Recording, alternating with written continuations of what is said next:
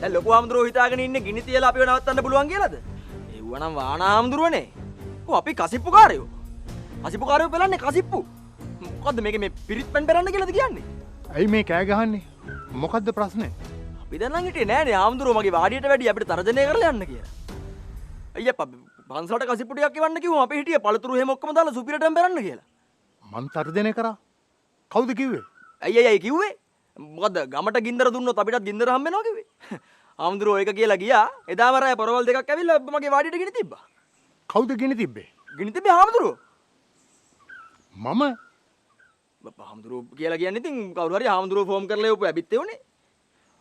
මොකද්ද දැන් මේක මම කෙරුවයි කියලා කියන්න තියෙන සාක්කි? සාක්කි? මොකද්ද මේක උසාවියක්ද මේකේ සාක්කි කියන්නේ? අනේ මේ මම වැඳලා කියන්නම් හාමුදුරුවනේ. අපිට අපේ පාඩුවේ අපේ වැඩ ටික කරන් යන්න දෙන්න. අයියා අපි මේ ගසිප්පු විකුණන්නේ අපෙන් කසිප්පු ගන්න උන්ට. හාමුදුරන්ට ඕන නම් උන් ටික ඔක්කොම එකතු කරලා උන්ට කසිප්පු බොන්න එපා කියලා බණ කියන්න.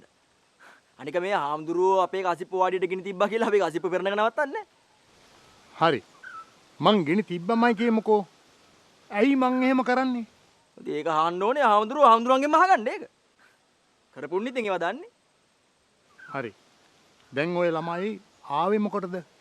මට ගහලා යන්නද? බැනලා යන්නද? අපි ජීවත් වෙන්න ඕනේ හාමුදුරුවනේ. අපිට ආණ්ඩුවේ රස්සාවල වල ක්ලාක් තනතුරු දෙන්නේ නැහනේ.